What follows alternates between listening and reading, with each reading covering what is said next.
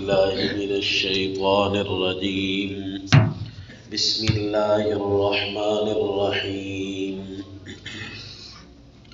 سورة أنزلناها وفرضناها وأنزلنا فيها آيات بينات لعلكم تذكرون.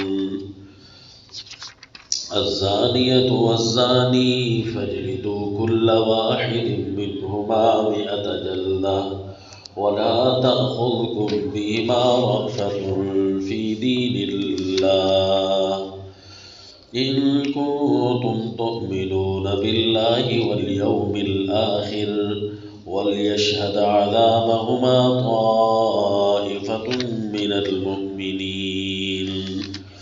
وصلی اللہ علی النبی الکریم. سورہ نور. ابتدا میں 4 چیزیں بیان کی جاتی ہیں ہر سورت کے شروع میں: ربط نامی، ربط معنوی، دعوی سورت اور تقسیم سورت. تو ربط نام کا پچھلی سورت کے ساتھ کیا ہے جی؟ پچھلی سورت میں تھا مومن کامیاب ہیں، قد افلح المؤمنون. اور سورہ نور میں ہوگا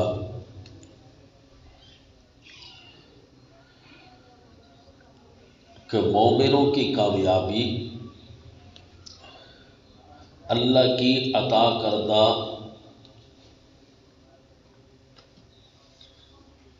روشنیوں اور رہنمائی سے ہے. مومنوں کی کامیابی اللہ تعالیٰ کی عطا کردہ روشنی اور رہنمائی سے ہے.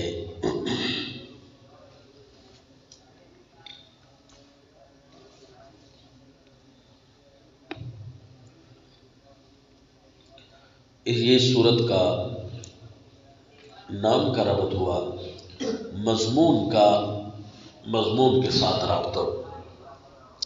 اچھا، آپ میں سے کوئی ہے جو سورہ مومنون کا چند لفظوں میں خلاصہ بیان کرے کہ سورہ مومنون میں کیا بیان ہوا؟ کہ مومنوں کی کامیابی تھی. جی تھوڑا یاد کرو. دعوی سورت کہ مومن کامیاب ہو گئے اور کافر ناکام ہیں. مومنوں کی کامیابی کفار کی ناکامی، یعنی پچھلے احکام کے جنہوں نے مان لیا ان کی کامیابی ہے. ان کے لیے تعریفات ہیں، شابشیں ہیں، ان کے لیے اعزازات تھے. اور منکرین بجائے اس کے کہ مانتے صرف انکار ہی نہ کیا بلکہ انہوں نے نئی رسمیں وغیرہ نکالی، افعال شرکیہ، کفریہ، بدعات یہ نکالے انہوں نے. یعنی اس پوری صورت میں اللہ ماننے والوں کی تعریفیں کرتے رہے اور نہ ماننے والوں کو ترغیب دیتے رہے. یہ پوری صورت اسی بات پر تھی. تو سورہ النور میں کیا ہوگا؟ معنوی ربط بیان ہو رہا ہے نا کہ سورہ مومنون میں ماننے والوں کی تعریفات اور نہ ماننے والوں کے لیے ترغیبات تھی. اب ماننے اور نہ ماننے کا تو پتہ آپ کو ہے نا، کس چیز کو ماننے والے؟ احکام و عقائد کو. اور نہ ماننے والے یعنی احکام و عقائد کو. ماننے والوں کی تعریفات تھی اور نہ ماننے والوں کے لیے ترغیبات تھی. جبکہ سورہ النور میں پاک معاشرہ کے لیے، مومنوں کے پاک معاشرہ کے لیے، مومنوں کے پاک معاشرہ کے لیے چند پابندیاں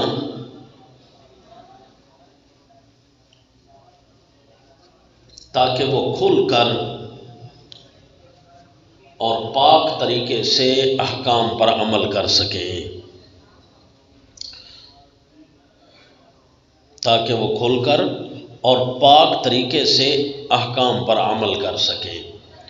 کرنا تو عمل ہی ہے نا جی، تو ان کو پاک معاشرہ میسر ہو جس پر وہ عمل کرے ہو۔ سورہ الحج کے احکام پر، جس میں 17 احکام بیان ہوئے تھے، پھر اسی وجہ سے مومنوں کی تعریف کی گئی تھی۔ سورہ نور میں کیا ہے جی؟ چند پابندیاں، قوانین، جو چند پابندیاں تاکہ مومن کھول کر اور پاک طریقے سے، پاک کا لفظ اسی لیے لکھوایا نا کہ بار بار اللہ فرمائیں گے ذالکم ازکا لکم واطہر، کہ پاک طریقے سے وہ احکام پر عمل کر سکے۔ تو یہ پورے مضمون کو ربط حاوی ہو گیا جی۔ تو یہ ربط نام کا اور ربط مضمون کا تو ہو گیا، اور ربط کئی وجوہ پر ہوتے ہیں، 2 2 3 3 4 4 10 10، جتنی قرآن کی آیتیں ہیں اتنے روابط بھی ہو سکتے ہیں، کیونکہ قرآن باقاعدہ جڑی ہوئی منظم کلام ہے۔ تو بہرحال یہ ذہن نشین رکھنے کے لیے 2 بیان کر دیے۔ اب جو ہے اس سورت کا دعویٰ، کیونکہ سورت اپنے مضمون کے گرد گھومتی ہے، پچھلی صورتوں کا عنوان آپ کے ذہن میں تھا، سورت طٰہٰ کے اندر تشجیع اور توحید تھی، سورت الانبیاء کے اندر غفلت سے بیداری تھی تاکہ توحید و اعمال سے، احکام سے غفلت نہ رہے، بیداری رہے۔ تو سورہ الحج میں غفلت کے بعد کن احکام پر عمل کریں، اللہ نے 17 احکام ارشاد فرمائے۔ اور سورہ المومنون کے اندر ماننے والوں کے لیے تعریفات تھی کہ انہوں نے عمدہ طریقے سے مانا، اور جنہوں نے نہ مانا تھا ضمناً ان کو بھی ترغیب پھول کر کے دی گئی۔ تو اس پر تعریفی کلمات تھے نا، تو اس لیے دلائل بھی تعریفوں کے انداز میں اللہ نے بیان فرمائے۔ اور سورہ النور کے اندر اب دعویٰ کیا ہوگا؟ دعویٰ آپ کو عرض کیا کہ جیسے ہی آپ کوئی سورت شروع کرنے لگے گے نا تو اللہ کا مدعا تو واضح ہو جائے گا اپنے الفاظ میں۔ اب یہ لفظ کیا ہے؟ سورۃ انزلناہا، پہلے سن لیں پھر دعویٰ لکھیں گے۔ سورۃ انزلناہا وفرضناہا وانزلنا فیہا آیات، اس سورت کو ہم نازل کرنے لگے ہیں۔ اب نازل کرنے لگے ہیں کہ 2 صورتیں بیان فرمائی، اشارہ شروع میں کر دیا کہ اس کے اندر کیا بیان ہوگا۔ وَفَرَضْنَاهَا وَأَنزَلْنَا فِيهَا آیَاتٍ بَيِّنَاتٍ، اس کے اندر ہم کچھ احکام فرض کریں گے اور کچھ آیات بینات بیان کریں گے۔ فرائض بھی آیات بینات ہیں، لیکن پھر کہا آیات بینات بیان کریں گے، تو اس کا مطلب ہے کہ اس کے اندر اللہ تعالیٰ نے کہیں فرمایا ہو، دیکھتے ہیں کہ کسی جگہ کو اللہ نے اسپیشل فرمایا ہو کہ یہ بھی آیات بینات ہیں، احکام بھی آیات بینات ہیں، اور احکام کے علاوہ کوئی چیز بیان ہوئی ہو اور اللہ اس جگہ فرمائی صورت میں کہ یہ بھی آیات بینات ہیں، تو سمجھ جائیں گے کہ پھر آیات بینات سے ایک مراد یہ بھی ہے جی۔ تو جب ہم صورت پڑھ رہے ہوں گے نا تو وہاں آپ پائے گا کہ مسئلہ توحید کو بھی اللہ آیات بینات فرما رہے ہیں جی۔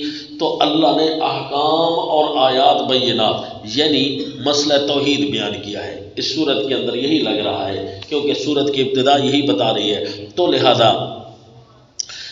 اس صورت کا دعویٰ کیا ہوگا کہ یہاں پر تعلیم آداب معاشرہ، تعلیم آداب معاشرہ،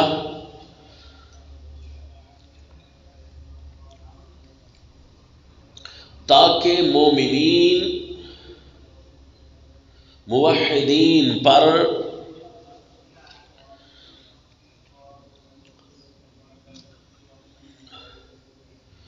تاکہ کوئی مومنین موحدین پر تہمت نہ لگا سکے اور ان کے معاشرے کو گندہ نہ کر سکے، اور ان کے معاشرے کو گندہ نہ کر سکے۔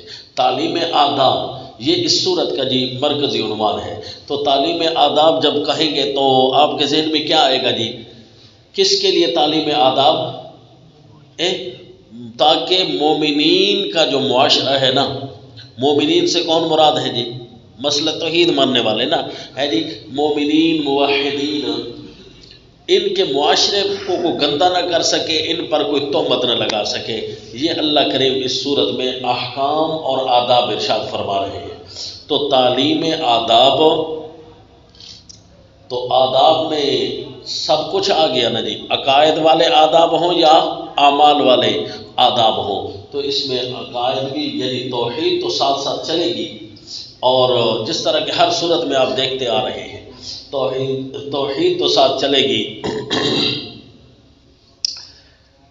جس طرح سورہ طٰہٰ کے اندر تشجیع مع توحید تھی، سورہ الانبیاء کے اندر ایقاظ مع توحید تھی، سورہ حج کے اندر تقوی مع توحید تھی، سورہ مومنون کے اندر تبشیر مع توحید تھی، اور سورہ نور کے اندر تنویر مع توحید ہے جی۔ یعنی اللہ تعالیٰ اس معاشرے کو روشن کریں گے، خوبصورت بنائیں گے، تو ساتھ توحید کا ذکر تو آئے گا، وہ نہیں ہے تو پھر معاشرے کو جتنا بھی خوبصورت بنا لو برا بنے گا۔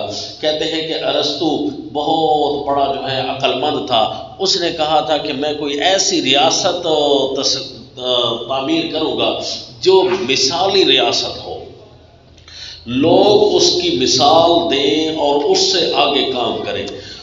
پھر اس نے کہا اس ریاست جو بنو پھر اس کے اندر بندے کتنے رہیں تو پھر اس کو بندے بھی بنانے پڑے، بھائی اتنے بندے رہیں گے، اس سے زیادہ وہ مثالی نہیں بن سکتے کیونکہ خرچہ نہیں ہے، تو اس نے بندے بھی تجویز کیے وغیرہ وغیرہ، مثالی ریاست بنانے کے قوانین سر توڑ کوششیں کی، لیکن بیچارہ نہ بنا سکا۔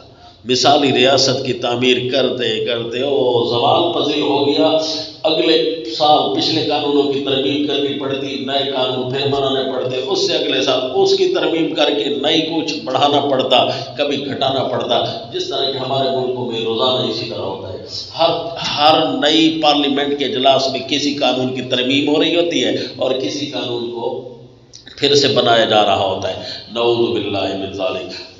یہ اس لیے نہیں کہ اب اس کی ضرورت نہیں رہی، بلکہ اس لیے ہوتا ہے بعض اوقات کہ پچھلا قانون جو ہمارا سائیڈ افیکٹ دکھا گیا ہے۔ اللہ کریم کہیں قانون تبدیل کریں گے نا تو اس کا قطعاً یہ مطلب نہیں ہوتا نسخ منسوخ کا کہ پچھلا حکم اللہ تعالیٰ نے نعوذ باللہ بھول کر بھیجا تھا، نہیں، اس وقت اس کی وہی ضرورت تھی، اس وقت اس کا کوئی سائیڈ افیکٹ نہیں تھا، اب اس کی ضرورت نہیں نکلی۔ لیکن ان کے بنائے ہوئے قانون اس لیے تبدیل ہو رہے ہوتے ہیں کہ ان کی کوئی نہ کوئی خرابیاں لانے والی تھی۔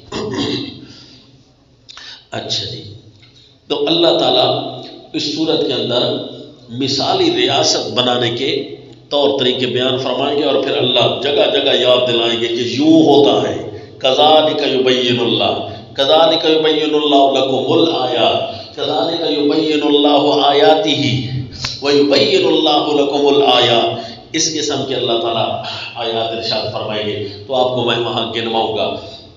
تو مثالی ریاست کیسے قائم ہوتی ہے؟ جس کے اندر احکام ہوں اور کچھ پابندی ہوں۔ احکام آپ پڑھ چکے، اب اس صورت میں پابندیوں کے کچھ قوانین ہیں تاکہ معاشرے میں گندگی نہ آنے پائے، سمجھ آ گئی؟ تو یہ تعلیم آداب ہوں گے، احکام تو گزر گئے، اب اس میں کچھ آداب ہیں یعنی پابندیاں ہیں۔ سورۃ انزلناہا، اب تقسیم سورت کا عنوان آپ لکھ لیں، لیکن خلاصہ جس طرح ہم آخر میں لکھتے ہوتے ہیں تو انشاءاللہ آپ کو آخر میں یاد دلاؤں گا۔ تقسیم سورت کا عنوان آپ لکھ لیں، سورۃ انزلناہا وفرضناہا وانزلنا فیہا آیات بینات۔ سورت ہم نے اس کو نازل کرنے لگے ہیں، نازل کر لیا نہیں ہے، کرنے لگے ہیں، اس کے لیے لکھ لو ماضی شروع فی الفعل کے لیے آئی ہے۔ یہ الگ اب علوم القرآن سے تعلق رکھتا ہے کہ ماضی فی الفعل کے استعمال ہونے کا مقتضا حال کیا ہوتا ہے وغیرہ ذالک۔ اگر ان باتوں میں ہم پڑھ جائیں تو کافی مسائل کھڑے ہو جائیں گے، دور تفسیر نہیں رہے گا، دور علوم القرآن بن جائے گا۔ اشارہ کر رہا ہوں کہ ماضی شروع فی الفعل کے لیے اس لیے آئی کہ اللہ خود بھی قدیم ہے، اللہ کے کلام بھی قدیم ہے۔ ہماری جو صفتیں ہوتی ہیں یہ عین یا غیر ہو سکتی ہیں، لیکن اللہ کی صفت کے اوپر یہ اجراء ہی نہیں ہو سکتا، لا عینہ ولا غیرہ، اس لیے یہ عین ہونا یا غیر ہونا تو اللہ خود جس طرح ذات ہے اس کی صفات بھی اسی طرح قدیم ہے، تو اللہ نے پہلے ہی سے احکام نازل کر رکھے تھے نا، جس طرح اللہ پہلے ہے اللہ کے احکام بھی پہلے سے ہیں۔ البتہ اب ہمیں اب دیے جا رہے ہیں نا، تو لہذا یہاں ماضی سے تعبیر کیا اور شروع پھر فعل کا اشارہ کیا۔ سورۃ انزلناها وفرضناها وانزلنا فيها آیات بینات لعلکم تذکرون۔ پچھلے انزلنا کی تفسیر کی دو چیزوں کے ساتھ، نمبر 1 وفرضناها، اور ہم اس کے احکام فرض کرنے لگے ہیں۔ جتنے بھی ہم نے اس کے اندر احکام بھیجے ہیں وہ ہم پہلے ہی سے فرض کر چکے ہیں اور اب تمہارے اس کی فرضیت سنا رہے ہیں۔ وَأَنزَلْنَا فِيهَا آيَاتٍ بَيِّنَاتٍ، اور اس میں ہم نازل کر رہے ہیں آیات بینات، صاف صاف باتیں، عقائد کے متعلق ہوں، اعمال پابندیوں کے متعلق ہوں، صاف صاف باتیں ہیں۔ کوئی ایسی بات نہیں ہے جس کے اندر کوئی کمی ہو یا کوئی پہلو چھپا ہوا ہو یا اس کا مطلب ہمیں دیکھ نہ رہا ہو، آزمانے اور تجربہ کے بعد پتہ چلے، نہ جنا، صاف صاف باتیں ہوگی۔ لعلکم تذکرون، یہ اس لیے بیان کیا تاکہ تم یاد رکھو، لعلکم تذکرون، تاکہ تم یاد رکھ سکو۔ سورہ الحج میں جب قانون بیان کیے تھے تو وہاں بھی ایک منظر دیکھو، یا ایھا الناس اتقوا، تقوی کا حکم آیا تھا نا، اور اس کے بعد احکام کی جب فہرست شروع ہوئی تھی،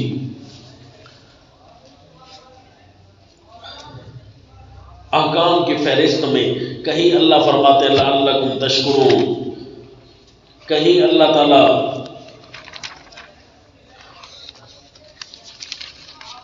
فرماتے ہیں کہ لعلکم تفلحون، تاکہ تم کامیاب ہو جاؤ۔ یہ احکام کے فہرست کے دوران یہ فرمایا۔ اب جب تعلیم آداب آ رہی تھی نا تو اللہ نے فرمایا لعلکم تذکرون، تاکہ تم یاد رکھ سکو۔ کیوں جی؟ کہ احکام پر بندہ عمل تو کرتا ہے، بعض اوقات پابندیاں یاد نہیں رہتی، تو اس لیے پابندیاں بتاتے ہوئے کچھ اللہ تعالیٰ اشارہ فرما رہے ہیں کہ تم نے یاد رکھنی ہے، پابندیاں لگا کر جب تم کام کرو گے تو تمہارے احکام پورے رہیں گے۔ اب جی پہلا قانون، یہ قانون انشاءاللہ پوری صورت میں چلیں گے، اس کے ہم الگ حصص نہیں بنائیں گے انشاءاللہ۔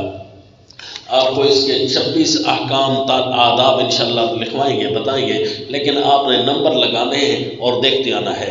یہ پہلی جو 10 آیتیں ہیں نا، اس کے اندر اللہ 5 احکام ارشاد فرمائیں گے پہلی 10 آیتوں میں، اور اس سے اگلی جو 10 آیتیں آئیں گی نا اس کے اندر 5 تہذیب الاخلاق کے اصول سکھائیں گے اللہ۔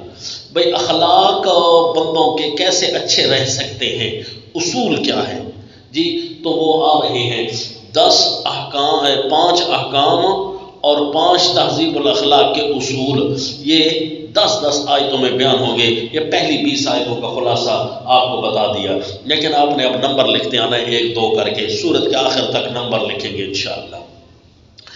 الزانیۃ والزانی فجلدوا، اس کے اوپر لکھ لو جی 1، زانیہ عورت ہو اور زانیہ مرد ہو، فجلدوا کل واحد منہما 100 جلدہ، مارو کل واحد ہر ایک کو، منہما ان دونوں میں سے، 100 جلدہ 100 کوڑے، ولا تاخذکم بہما رأفۃ فی دین اللہ، اور نہ آئے تم کو بہما ان دونوں پر، رأفۃ کوئی ترس، فی دین اللہ اللہ کے حکم چلانے میں، شیخ الہند کا معنی اللہ کے حکم چلانے میں، اگر تمہیں کسی قسم کا ان دونوں پر کوئی ترس نہ آئے، ان کنتم تؤمنون باللہ والیوم الآخر، اگر تم یقین رکھتے ہو اللہ پر اور آخرت کے دن پر۔ 2 چیزیں اللہ نے ایمان پر اکثر بیان کرتے ہیں، اللہ اور آخرت، کیوں جی شروع اور آخر بیان کر دیا، درمیان میں ساری چیزیں قیاس پر چھوڑ دیتے ہیں، جس طرح کہ پہلے پارے میں آیا وَمِنَ النَّاسِ مَن يَقُولُ آمَنَّا بِاللَّهِ وَبِالْيَوْمِ الْآخِرِ۔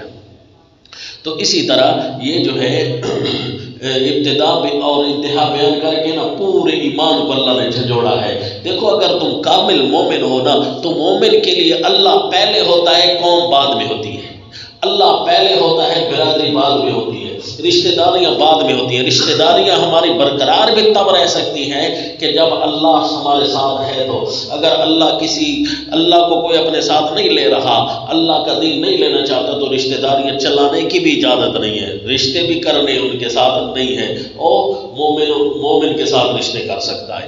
تو اس کا مطلب پہلے ایمان ہے، قوم بعد میں ہے۔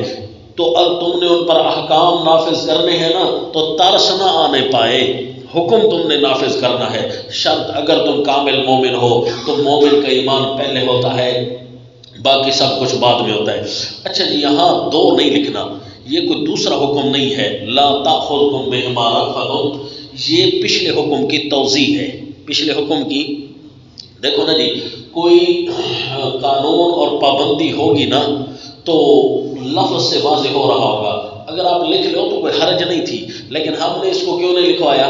کیونکہ اصطلاحات میں کوئی پابندی تو نہیں ہوتی نا کہ آپ ایک گنو یا دو گنو، لیکن یہ ہے کہ ہم اس کو دو اس لیے نہیں لکھ رہے کہ پچھلے حکم کی توضیح ہے۔ میں مارنا ہے صحیح کر کے، اللہ کا حکم صحیح کر کے نافذ کرنا، ایسا نہ ہو کہ پابندی تم اپنی طرف سے کام کرو، بس جی صرف اس کے جسم کے ساتھ ڈنڈا ٹچ کرو، بس یہی ہو گیا نہ، بلکہ ان کو کوڑے مارو، کوڑے کوڑے ہونے چاہیے، کوڑے میٹھے نہیں ہونے چاہیے۔ لا تأخذکم بہما رأفۃ فی دین اللہ ان کنتم تؤمنون باللہ والیوم الآخر ولیشہد عذابہما طائفۃ من المؤمنین۔ اب یہ حکم وجودی تھا، یعنی اگلا حکم تھا نا، اس لیے اس پر دو لکھ لو۔ اور چاہیے کہ دیکھیں ان کے مارنے کو، عذابہما ان دونوں کے مارنے کو، طائفۃ من المؤمنین کچھ لوگ مومنوں کے ان کو دیکھیں، یعنی تم سرعام ان کو کوڑے مارو تاکہ لوگ دیکھیں اور انزجار پورا ہو۔ زجر جس وجہ سے ہو رہا ہے، لوگوں کو انزجار پورا ہو، وہ ڈانٹ حاصل کر لیں، پتہ چل جائے ان کو کہ یہ ہم نے زیادتی کی ہے، لہذا اگر کسی نے زیادتی کی ہو تو اس کو یوں سزا ملے گی۔ تو یہ جی دوسرا حکم آیا، الزانی لا ينكح الا زانية او مشركة والزانية لا ينكحها الا زان او مشرك وحرم ذلك على المؤمنين۔ الزانی بدکار مرد، لا ينكح الا زانية او مشركة، لا ينكح سے اب اصطلاحی مراد ہے یا لغوی معنی مراد ہے؟ دونوں معنی آپ نے دیکھنے ہیں۔ اصطلاحی معنی ہو تو نکاح بمانے شادی، اور لغوی معنی ہو تو نکاح بمانے زنا، نکاح ینکح ہو۔ تو یہ لغوی معنی بھی قرآن میں استعمال ہے ہر جگہ، مختلف جگہوں پر، اور اصطلاحی معنی بھی مراد ہے۔ من لم یستطع منکم طولا ان ینکح المحصنات، اصطلاحی معنی مراد ہے۔ اور اسی طرح فنکحوا ما طاب لکم من النساء، اصطلاحی معنی مراد ہے۔ اور حتی تنکح زوجا غیرہ، یہاں پر تحقیق کے مطابق تو لغوی معنی مراد ہے نکاح، اس کا مطلب ہے دونوں نظیر قرآن میں موجود ہیں۔ تو نکاح کا لفظ آ جائے تو وہاں پر قطعی معنی شادی والا تو یہاں نہیں ہے، لہذا وہ تو سیاق سباق کو دیکھ کر چلتا ہے۔ اب یہاں سیاق سباق دونوں کی طرف جا رہا ہے، تو لہذا پہلا معنی ہم کر رہے ہیں، الزانی لا ينكح الا زانیۃ او مشرکہ، بدکار مرد نہیں بدکاری کرے گا مگر بدکار عورت سے۔ کیوں جی؟ کہ وہ اگر کوئی پاک دامن ہو، یوں نہیں، پاک دامن کے لیے بدکار آدمی کی راہ کھل جائے اور پاک دامن عورت کو خراب کر دے، جی اللہ نے اس کی حفاظت نہیں کی، پھر تو اللہ اس کی حفاظت کرتا ہے، اللہ اس کی حفاظت کرتا ہے۔ اگر بدکار عورت نہیں تھی اور پاک دامن عورت تھی، اس لحاظ سے اور پھر کسی وجہ سے بدکار اس پر ٹوٹ پڑا تو بھئی یہ اللہ کے نظاموں میں سے نظام ہے، دخل اندازی تو ہم نہیں کرتے، لیکن اللہ تعالیٰ نے پچھلی صورت میں ہمیں سمجھا بہت دیا ہے، اس سے پچھلی صورت میں بھی بتایا بہت ہے، سورۃ طٰہٰ میں بھی بار بار سمجھایا بہت ہے کہ گزران جو تمہاری تنگ ہوگی نا، یا کوئی مسائل تمہارے لیے کھڑے ہوں گے تو تمہارے اپنی وجہ سے ہوں گے.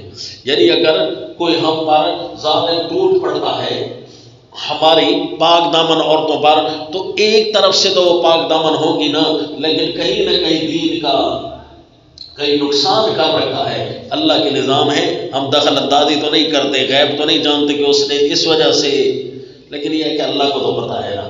بہرحال یہاں اللہ عادت بیان کر رہے ہیں کہ زانی یعنی بدکار نہیں بدکاری کرے گا مگر آگے بھی وہ یہ نہ سمجھے کہ میں تو ٹھیک تھی اور وہ غلط تھا، یا مرد یہ نہ سمجھے کہ میں تو ٹھیک تھا لیکن وہ غلط تھی، اس وجہ سے نہ جنا. یہ عادت جو ہے نا، جس طرح اللہ نے پچھلی صورت میں مومنوں کی عادات اچھی بیان کی ہے نا، تو اسی طرح یہاں بھی بروں کی عادات بیان ہو رہی ہے کہ یہ بدکار ہماری سرائکی میں کیا کہتے ہیں جی، منجا نو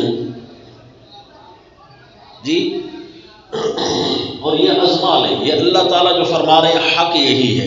یہ کسی آدمی کا جو راہ کھل جاتا ہے نا دوسرے غیر، حالانکہ اس کو جاننے والا یا جاننے والی نہیں ہوتی، اچانک کہیں ان کا ٹکر ہو جاتی ہے، آمنا سامنا ہو جاتا ہے، اور ہم میں سے کوئی یا کوئی پاک دامن مرد ہو ہے جی، وہ ان تک پہنچنے کے لیے پتہ نہیں کیا کچھ کرتا، لاکھوں پاپڑ بیلنے پڑتے اور وہ فٹ میں ٹچ ہو جاتے ہیں. کیوں جی؟ کہ گند کو کھینچتا ہے. الزانی قرآن جو یہی کہہ رہا ہے لا ينکح الا زانیۃ او مشرکہ. اچھا جی، یا تو بد کردار عورت کو ہی دیکھے گا بد کردار، یا مشرک عورت کو ہی تاڑے گا. کیوں جی؟ مشرک شرک لگ گیا ہے تو پھر تو زنا سے بھی بری چیز اس کو لگی ہوئی ہے نا، بات تو پھر بھی وہی ہے. اگر پاک دامن ہے تو اس کے پاک دامنی کا کیا کرنا؟ صرف اس نے اپنے شوہر کا حق غیروں کو دے دیا ہے نا، یا ہونے والا شوہر یا موجودہ شوہر اس کا حق غیر کو دیا ہوا ہے. مشرکہ عورت نے تو اپنی عبادت والا حق غیر اللہ کو دیا ہوا ہے. ہاں جی، تو وہ اس سے تو گئی گزری ہے نا. الزانی لا ينکح الا زانیۃ او مشرکہ. اس کی راہ کھلے گی بد کردار مرد کی بد کردار عورت کی طرف، یا مشرکہ عورت کی طرف ہی اس کی راہ کھلے گی. والزانیۃ لا ينکحها الا زان او مشرک. اور بدکار عورت نہیں بدکاری کرے گا اس کے ساتھ مگر زان او مشرک، بدکار مرد یا مشرک مرد. دیکھو جی، زانی کا جو فعل ہے، زنا کا فعل دونوں جگہ اللہ نے مرد کی طرف ڈالا. الزانی لا ينکح والزانیۃ لا ينکحها الا زان، دونوں جگہ فاعل کون ہے؟ مردی فائل ہے نا. اس کا مطلب ہے عمل دخل سارا اس کا ہی ہوتا ہے. او مشرک، یا اس کے لیے مشرک مرد ہی اس کی طرف آئے گا. یعنی یہ بد کردار عورت اگر کسی کو تاڑے گی تو وہ بد کردار مرد ہوگا یا مشرک مرد ہوگا. کیوں جی؟ کہ مشرک ایسا ہوتا ہے کہ بے شک بظاہر پاک دامن ہو لیکن حقیقت تو یہ ہے کہ اس نے بھی حق تو غیر اللہ کو دیا ہوا ہے، لہذا وہ حلال پر اپنا حق استعمال نہیں کرے گا، وہ حرام پر بھی اپنا حق استعمال کرے گا. جی، کہ سب سے بڑا حق اللہ کی عبادت تھی، اس کو جو حرام پر کر رہا ہے تو چھوٹے موٹے تو اس کے نیچے تو شے ہی کوئی نہیں. جی، الزانی لا ينکح الا زانیۃ او مشرکۃ والزانیۃ لا ينکحها الا زان او مشرک. یہ ہم لا ينکحها کا معنی کیا کر رہے ہیں جی؟ لغوی بدکاری والا. وحرم ذلک علی المؤمنین، مومنوں پر یہ چیز حرام ہے، ممنوع ہے، حرام ہے، ممنوع ہے. مومن یوں نہیں کر سکتا. کیا خیال ہے جی؟ یعنی اگر وہ مومن ہے، ایمان کامل ہے. مومن کون ہوتے ہیں جی؟ پچھلی صورت میں تو سارا یہی پڑھتے ہیں، قد افلح المومنون. ان کی تو عادت یہی تھی. ان کے اپنے والذین هم لفروجهم حافظون الا علی ازواجهم وما ملکت ایمانهم فانهم غیر ملومین. ان کی تو عادت بن جاتی ہے پاک دامنی. مومن اس کا مطلب ہے جب بندہ بد کردار ہو تو پھر ایمان میں خلل بہت زیادہ آتا ہے. اسی لیے تو پچھلی صورت میں بھی بتایا تھا کہ اللہ نے مومن کی 7 عادتیں بیان کی ہیں، کسی عادت کا رد عمل نہیں بیان کیا اس کے منفی اثر کے بعد. لیکن جب یہ عادت اللہ نے مومن کی بیان کی نا تو اس کا منفی اثر اور اس کا رد عمل بھی اللہ نے ساتھ بتایا. فمن ابتغى، سبق پیچھے گزر چکا ہے، فمن ابتغى وراء ذلك فاولئک هم العادون.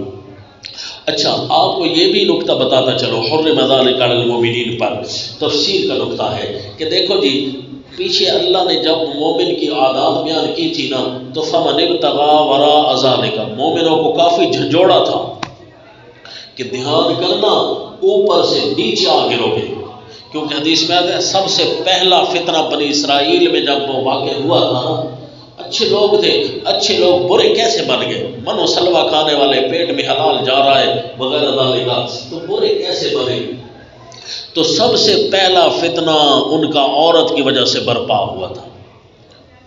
یا کسی عورت نے بدماشی کی تھی یا کسی مرد نے عورت کے ذریعے بدماشی کی تھی. جو بھی تھا عورت کی وجہ سے یہ فتنہ برپا ہوا تھا.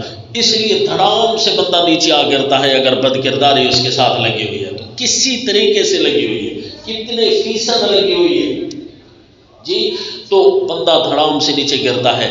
اسی لیے مومن کے معاشرے کو نقصان پہنچانے والی سب سے بڑی چیز یہی تھی نا، اللہ نے ابتدا میں یہی احکام بیان کر دی اور بلکہ زیادہ احکام اس کے بیان کر دیے. پردے کے احکام، اجازت کے احکام، رہائش کے احکام جی.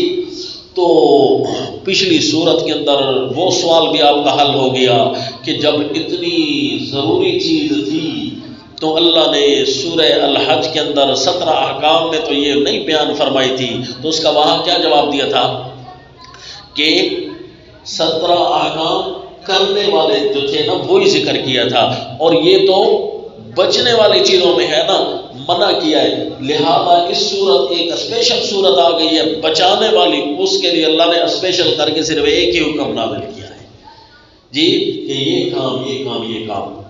حرم ذلک علی المؤمنین پر یہ ضروری نکتہ تھا جو آپ کو گوش گزار کر دیا. اچھا جی، اب اگر یہ اب اللہ تعالیٰ کی مراد تک تو پہنچنا ہے نا، اس پر ابھی تک آپ کو نیا نمبر نہیں لکھوایا، حکم وہی چل رہا ہے. صرف اللہ یہاں پر بد کردار لوگوں کو زجر فرما رہے ہیں اس انداز سے، جس طرح کہ لا تأخذکم بہما رأفۃ توضیح کے لیے تھا اور عمل کرنے والے عاملین کے لیے زجر تھا، تو یہاں بھی زجر ہے. اچھا اب اگر منع کرتے ہیں لا ینکحو کا منع ہو بالفرض نکاح والا، تو پھر نکاح اصطلاحی، تو پھر منع کیا ہوگا کہ زانی مرد جو ہے نکاح نہیں کرے گا مگر زانیہ سے یا مشرکہ سے، نکاح نہیں، شادی نہیں کرے گا. اور اسی طرح بدکارہ اس کی طرف شادی کے لیے جائے گا نہیں مگر زانی یا مشرک. مشرک کا کھچاؤ پہلا معنی، پہلا لفظ مشرک کا کھچاؤ، بد کردار کا کھچاؤ، اس کی دلی چاہت، اس کی خوشی نکاح میں کس چیز پر ہوگی؟ اس کو گن دے دیا جائے تو بڑا خوش ہوگا. اس کو اگر پاک دے دیا جائے نا تو اس کو اتنا مزہ نہیں آئے گا. نکاح تو کرے گا وہ، لیکن اس کو کیونکہ اسی صورت میں آ رہا ہے الخبیثات للخبیثین الطیبات للطیبین، کہ عادت جو ہے نا خبیث لوگوں کی خباثت والی ہی ہوتی ہے، اور اچھی عادتیں اچھے مردوں کو ڈھونڈتی ہیں، اچھے لوگوں کو ڈھونڈتی ہیں. اس لیے شادی نہیں کرے گا یعنی کھچاؤ نہیں کرے گا، شادی کے لیے رغبت نہیں کرے گا، شادی نہیں کرے گا، یہ تو نہیں ہے لا ین کہ وہ شادی نہ کرے، نہیں کا صیغہ نہیں ہے بلکہ رپورٹنگ ہے مستقبل کی. کہ لا ینکحو شادی نہیں کرے گا، اس کی طبیعت کھینچ کر کہاں جائے گی؟ ہاں اسی طرح بد کردارہ سوچے کہ میری طرف رغبت کر کے کون آئے گا، یہاں تو فائل دونوں جگہ ایک ہی ہے لیکن انداز تبدیل اس لیے ہے کہ زانی اس کی ذہنی افکار یہ ہوتی ہے، اس کا اندر یہ ہے، اور اسی طرح زانیہ اس کی طرف رغبت کر کے کون آئے گا رشتہ لینے کے لیے؟ بد کردار، دوسرے لوگ نہیں بلکہ زیادہ آئیں گے تو ہر قسم کے لوگ، لیکن زیادہ رغبت کون کرے گا؟ جی کہ بد کردار مرد اللہ اس کے لیے گند والا راستہ صاف کر رہے ہیں، اچھوں کے لیے اللہ اچھائی والا راستہ صاف کر دے، والذین جاہدوا فینا لنہدینہم سبلنا، اور برے کے لیے جو راستہ ہموار ہوگا وہ برائی والا، دوسروں کے ساتھ اگر اس کا رشتہ ہوگا بھی صحیح تو بڑا کھینچ تان، بڑی تکلیفیں، بڑی آزمائشیں، لیکن جی اس طرف اگر آئے گا زانن اور مشرک تو یہاں ان کا کام بڑا جلدی ہوگا۔ اس کی مثال ایسی ہے کہ آپ میں سے جو حلال خور ہونا، ان کی حرام کی نوکری بڑی جلدی لگے گی کیونکہ آزمائش ہے نا، آپ حلال خور ہیں، دوسری طرف ذرا آزمائش ہوتی ہے، اس لیے گناہ زیادہ ہوتے ہیں نا تو پھر وہ راستہ ذرا جلدی مل جاتا ہے، بندہ خود حلال خور ہوتا ہے، حلال ڈھونڈنے کے لیے جاتا ہے لیکن گناہ زیادہ لگے ہوتے ہیں اور حرام کا راستہ جلدی واضح ہو جاتا ہے، اور مومن کے لیے حرام کے راستے پر کانٹے ہوتے ہیں۔ الزانیۃ لا ینکحھا الا زان او مشرک، یہ نہیں کا نہیں ہے۔ اب اگر یہی معنی ہو حرم کا، پھر کیا معنی ہوگا؟ حرم ذالک علی المؤمنین، کہ مومنوں پر حرام کیا گیا ہے یہ نکاح۔ اگر حرام کا لفظی معنی لے کہ حرام جس کو ممنوع کہتے ہیں، حرام کیا گیا ہے مومن، دوسرا زنا والے معاملے تو میں تو دوسرا معنی لینے کی ضرورت ہی نہیں تھی، نکاح والے معاملے میں کہ مومنوں پر یہ حرام کیا گیا ہے، کیا مومن جو ہے بد کردار عورت سے شادی نہیں کر سکتا؟ اگر اس کا رشتہ ہو جائے تو کیا نکاح نہیں ہوگا؟ پہلی بات تو یہ ہے کہ ہاں اس کو نکاح ہو یا نہ ہو اس کو جانا نہیں چاہیے، حرم کا لفظ یہی بتا رہا ہے۔ کیا نکاح ہو جائے گا کہ نہیں ہو جائے گا؟ کیونکہ دوسری طرف یہ بھی حکم ہے کہ احل لکم ما وراء ذالکم، کہ محرمات اللہ نے جہاں بیان فرمائے ہیں 5ویں پارے میں، تو وہاں بھی اللہ نے کیا فرمایا؟ احل لکم ما وراء ذالکم، کہ تمہارے لیے اس کے علاوہ سب حلال ہے۔ تو موحد پر بد کردار عورت اور اسی طرح مشرکہ عورت کی بھی 2 قسمیں قرآن بیان کرتا ہے، اہل کتاب اور غیر اہل کتاب۔ مشرکہ اہل کتاب یہ کیا مومنوں کے لیے حرام ہے؟ ایک جگہ تو اجازت ہے مشرکہ اہل کتاب عورت حلال ہے، تو یہاں آ گیا حرم ذالک علی المؤمنین، دوسری جگہ آ گیا احل لکم ما وراء ذالکم، کہ حلال ہے تمہارے لیے اس کے علاوہ عورتیں، اور یہاں آ گیا کہ نہیں بد کردار سے نکاح نہیں کر سکتے ہو، حرم جی۔ تو پھر حرم کا عین ممکن ہے دوسرا مطلب ہو معنی کہ حرم یہ ان کا اخلاقی فرض کے طور پر، اعتقادی فرض کے طور پر نہ بلکہ اخلاقی فرض کے طور پر، تو یہ ممنوع ہے، ہاں واقعی ممنوع ہے کہ بد کردار عورت سے شادی نہیں کرنی چاہیے، اور اسی طرح مشرکہ عورت اہل کتاب اگرچہ حلال ہے لیکن بچ جاؤ کیونکہ وہ زہریلیاں ہیں، کہیں نہ کہیں اپنا زہر دکھائیں گی، سمجھ آ گئی کہ نہیں؟ اور اسی طرح وہاں روایات میں آتا ہے جہاں یہ بیان ہوا ہے نا کہ اہل کتاب عورتیں اگرچہ مشرکہ ان کو لے سکتے ہو، سیدنا فاروق اعظم رضی اللہ تعالیٰ عنہ فرماتے تھے لے تو سکتے ہو، قرآن کے مزاج سے واقف ہو جاؤ، ہے جی قرآن کا مزاج کچھ اور کہہ رہا ہے، لے تو سکتے ہو، کیا کہنے دی سیدنا فاروق اعظم رضی اللہ تعالیٰ عنہ کے۔ اس لیے تو حضرت جب دنیا سے رخصت ہوئے نا، سیدنا عبداللہ ابن مسعود رضی اللہ تعالیٰ عنہ کا مشہور قول ہے کہ علم 9 حصے اٹھ گیا ہے، وہ قرآن کے رنگوں سے واقف تھے، ہے جی براہ راست رسول اللہ سے تفسیر پڑھی تھی، کیا بات ہے۔ تو حضرت سیدنا فاروق اعظم فرماتے تھے نکاح تو ہے، پھر اس کو طلاق دینا بھی جائز ہے، لیکن دیکھو صحیح کہ وہ ہیں زہریلیاں، ایسا نہ ہو کہ تم ان پر اپنا اثر نہ ڈال سکو اور وہ تم پر اپنا اثر ڈال سکتے۔ اسی طرح اہل عرب کے بادشاہوں پر جب قبضہ ہوا نا خلافت عثمانیہ کے بادشاہوں پر، تو یہ کفر نے عورتوں کے ذریعے قبضہ کروایا، ان کے حرم میں ایسی عورتیں بھیجی، نکاح شادی کرائی، بس جی وہ ان عورتوں کے ہاتھوں مجبور ہو گئے اور بڑے بڑے بادشاہ پوری دنیا کا اسلام ان کو بیچ بیٹھے، اور یوں دولت اسلامیہ میں خطرناک دشمن کے طور پر جو قائم ہوا ہے نا، خلافت جو زوال پذیر ہوئی ہے، ان میں خطرناک دشمن یہی عورت ہے۔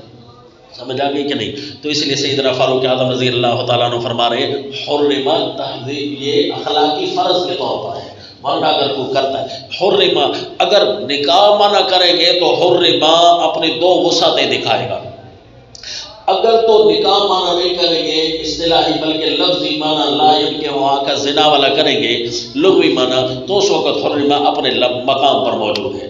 اب یہاں یعنی حرمہ میں نفی لیاقت کی مراد ہے، کیا جی؟ نفی لیاقت، لائق نہیں ہے، حرام بمانے ممنوع تو نہیں ہے، نفی لیاقت کی یعنی لائق نہیں ہے، حرمہ یہاں آئے گا۔ باقی جو ہے چونکہ لا ينکح نہیں ہے، اس لیے یہ سوال پیدا ہونے کی ضرورت بھی نہیں ہے کہ جی والزانیۃ لا ينکحها الا زان او مشرک، چلو ٹھیک ہے یہ تو مان گئے کہ وہ ہو مسلمان ہو بد کردار، چلو اس کے ساتھ زانی تو نکاح ہی کرے گا، لیکن مشرک اس کے ساتھ کیسے نکاح کرے گا؟ یہ تو منع ہے، مشرک تو ہر قسم کا مرد، تو بھائی وہ کھچاؤ وہ کرے گا، شوق اس کو ہوگی اس کے ساتھ آنے کی، نہیں سمجھے؟ بس وہ زیادہ شوق یہاں رکھے گا، مشرک کی شوق ہر طرف ہو سکتی ہے لیکن زیادہ وہ یہاں پر گرے گا زیادہ، لہذا یہاں پر اشکال نہیں ہو سکتا کہ وہ جو ہے مشرک کے ساتھ تو نکاح ہوتا ہی نہیں ہے، کیونکہ یہاں لا کیوں رپورٹنگ قرآن کر رہا ہے۔ اور جی یہ معنی ختم ہوا، آیت کی تھوڑی مشکل تھی، حل ہو گئی کہ اللہ ڈانٹ رہے ہیں، اور زانی اور مشرکہ کو میں نے عرض کر دیا کہ کیوں اکٹھا ذکر کیا، کیونکہ وہ بھی اپنے غیر کو حق دے رہی ہے، اور اسی طرح مشرکہ بھی غیر اللہ کو اللہ والا حق دے رہا ہے۔ یہاں شیخ القرآن مولانا غلام اللہ خان رحمہ اللہ اپنے انداز میں بھی اس کو بیان کرتے تھے، کیا فرماتے تھے؟ یہی نقطہ یہی ہے، لیکن اس کو اپنے انداز میں دوسرے تعبیر کرتے تھے۔ کیا فرماتے ہیں کہ دیکھو اللہ نے مشرکوں اور بد کرداروں کو اکٹھا ذکر کیا ہے، مردوں عورتوں، مشرکوں اور بد کرداروں کو اکٹھا ذکر کیا ہے، اور اس میں فاعل مرد کو بنایا ہے، لیکن نسبت جو ہے عورت کی طرف کر رہے ہیں مرغوب چیز ہونے کی حیثیت سے، راغب ہونا مرد کو دکھایا جا رہا ہے دونوں جگہ، اور مرغوب ہونا عورت کو دکھایا جا رہا ہے دونوں صیغوں میں، لا زانی لا ينکح الا زانیۃ او مشرکہ، اور والزانیۃ لا ينکحها الا زان او مشرک۔ تو لہذا اگر کوئی عورت اپنے مرد کو کہے کہ میں نے اگر فلاں کے ساتھ برا کیا ہے، تو شیخ القرآن اپنی زبان میں ہند کو جو ہے ان کی اٹک والی اس میں کہتے ہیں تاکہ، یعنی پھر کیا ہوا اگر میں نے برا کیا ہے فلاں مرد کے ساتھ تو کیا غلطی کی میں نے؟ تیرا دوست ہی تو تھا نا، تیرے اپنے پیارے تو تھے نا، تیرے محبوب تو تھے نا، تو کیا غیرت مند مرد یہ برداشت کر لے گا کہ اگرچہ میرے پیارے ہیں لیکن میرا حق اس کو تو نہیں دینا تھا؟ تو اسی طرح اگر مشرک کہے اللہ میں نے اگر فلاں فلاں کو پکارا ہے تو تاکہ، پھر کیا ہوا؟ وہ تیرے اپنے بندے ہیں، تیرے اپنے محبوب ہیں، تیرے مصطفیٰ ہیں، تیرے مرتضیٰ ہیں، میں نے ان کو اگر پکارا ہے تو کیا ہوا؟ ایک غیرت مند مرد یہ برداشت نہیں کرتا تو غیرتوں کا خالق یہ کیسے برداشت کرے گا؟ یہ سمجھے؟ تو حضرت شیخ القرآن رحمہ اللہ اسی انداز میں بیان کرتے ہیں کہ دونوں اپنا حق غیر پر استعمال کر رہے ہیں، اس لیے اللہ نے دونوں کو اکٹھا ذکر کیا۔ والذین یرمون المحصنات ثم لم یاتوا بأربعة شہداء فاجلدوہم 80 جلدہ. یہاں پر لکھ لو جی نمبر 3، فجلدو پر نمبر 3 لکھو تاکہ لفظ کی موافقت ہو جائے. اللہ تعالیٰ امر دکھا رہے ہیں والذین یرمون المحصنات ثم لم یاتوا بأربعة شہداء، اور وہ لوگ جو عیب لگاتے ہیں، یرمونا مارتے ہیں غیب کے تیر، یعنی عیب لگاتے ہیں، مارتے ہیں یعنی عیب لگاتے ہیں محصنات پاک دامن عورتوں پر. ثم لم یاتوا بأربعة شہداء، پھر وہ نہیں لے کر آئے 4 مرد. ثم لم یاتوا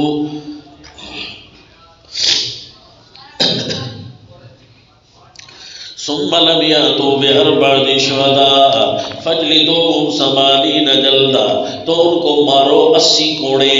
یعنی اگر پاک دامنہ عورت پر کوئی الزام لگائے اور ثابت ہو جائے، ثم لم یاتوا بأربعة شہداء کے بعد لکھو اور ثابت ہو جائے کہ واقعی الزام تھا. فاجلدوہم 80 جلدہ. یہ لفظ کیوں لکھوا رہا ہوں یہ آپ کو سمجھاتا ہوں جی.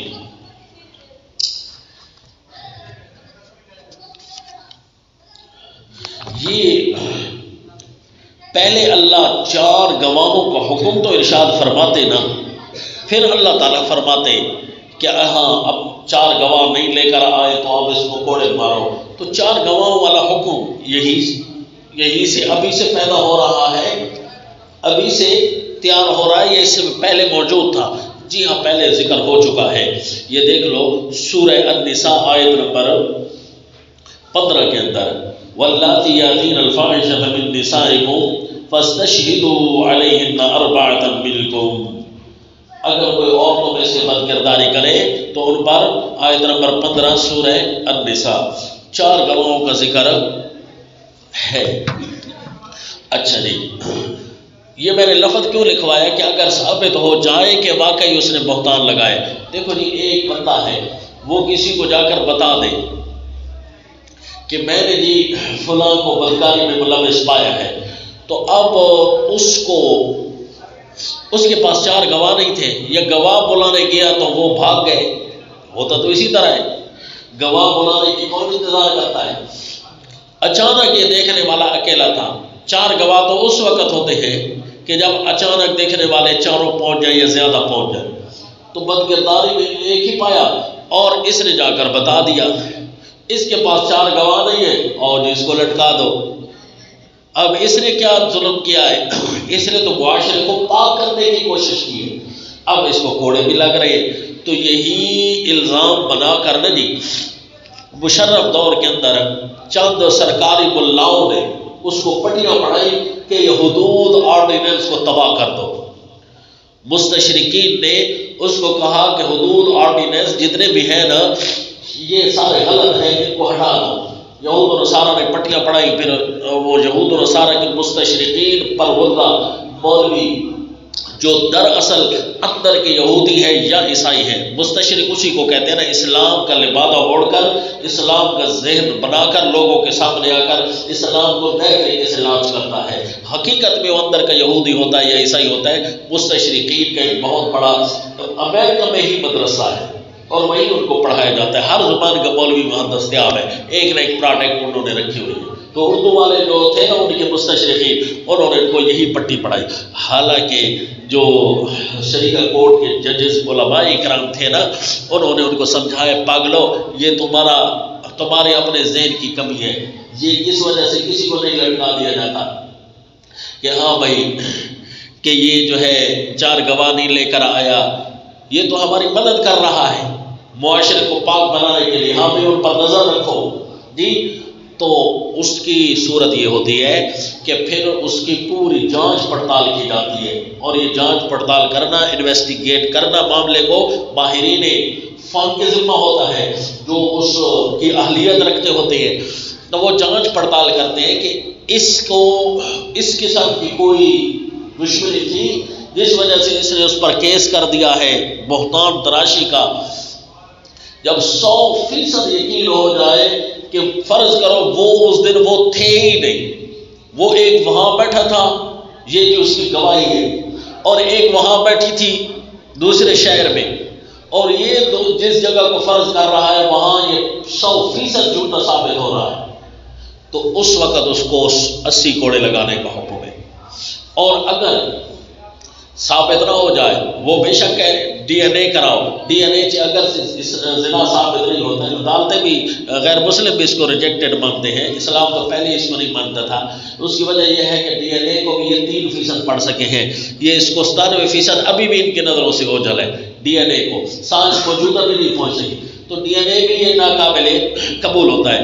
ڈی این اے سے صرف آئیڈیا لگ سکتا ہے، آئیڈیا لگا لے، یا مشکوک کو رپورٹنگ سے پتہ چل جائے وہ آگے پیچھے رہے ہیں، تو ان کا ریکارڈ جو ہے کرمنل بن جاتا ہے، جرائم پیشہ افراد میں ان کا نام لکھ لیا جاتا ہے کہ ان پر کڑی نگاہ رکھی جائے گی۔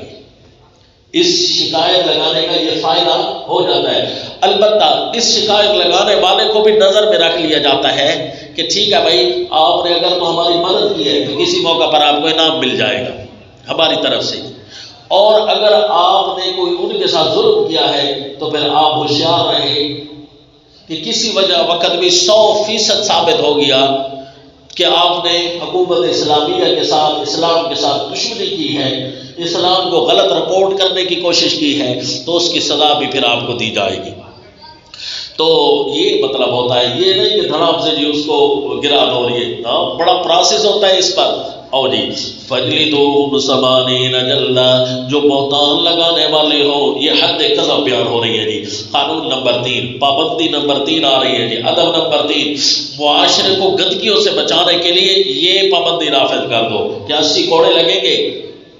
80 جلدۃ ولا تقبلونہم شہادۃ ابدا، اور ان کی گواہی کبھی بھی قبول نہ کرنا۔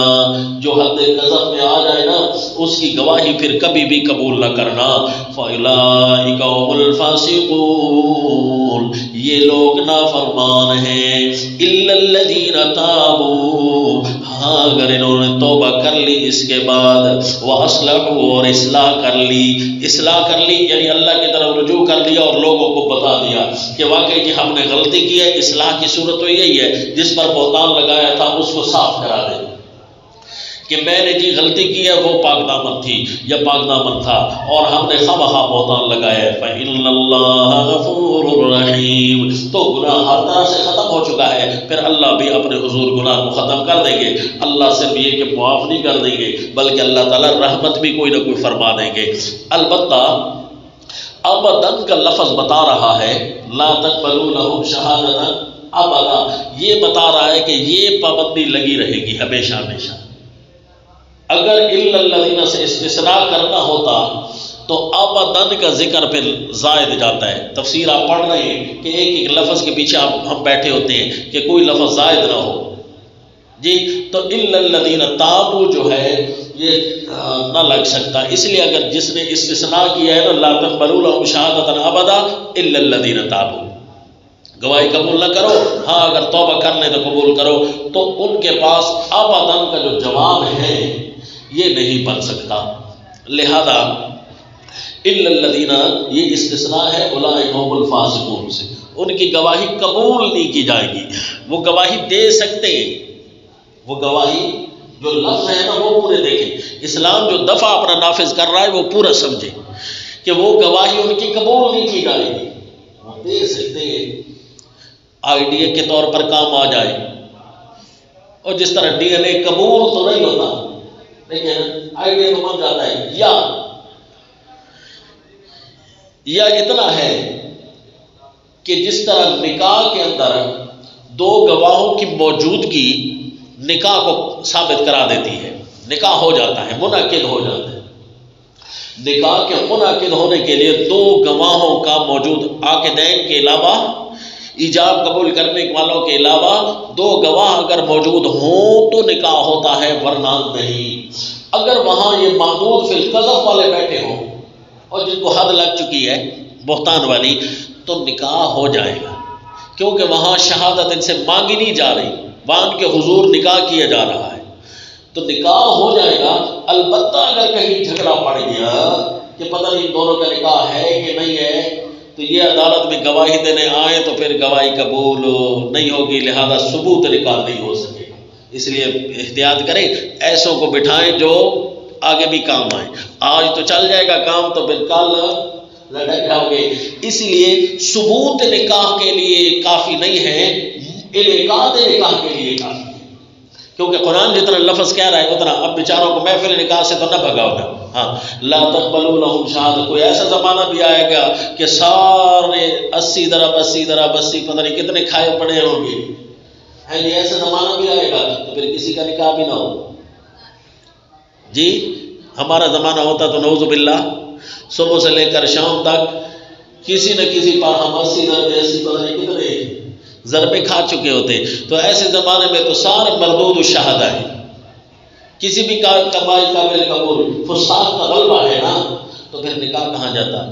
تو لہذا نکاح منعقد ہو گیا ہے جی، اور لا تقبلوا کا لفظ کہہ رہا ہے کہ قبول شہادت نہ کرو، اور جی الا الذین تابوا من بعد ذلک واصلحوا فإن اللہ غفور رحیم۔ آپ کے وقت کا ٹائم ہو گیا، وقت کے بعد انشاءاللہ پڑھیں گے۔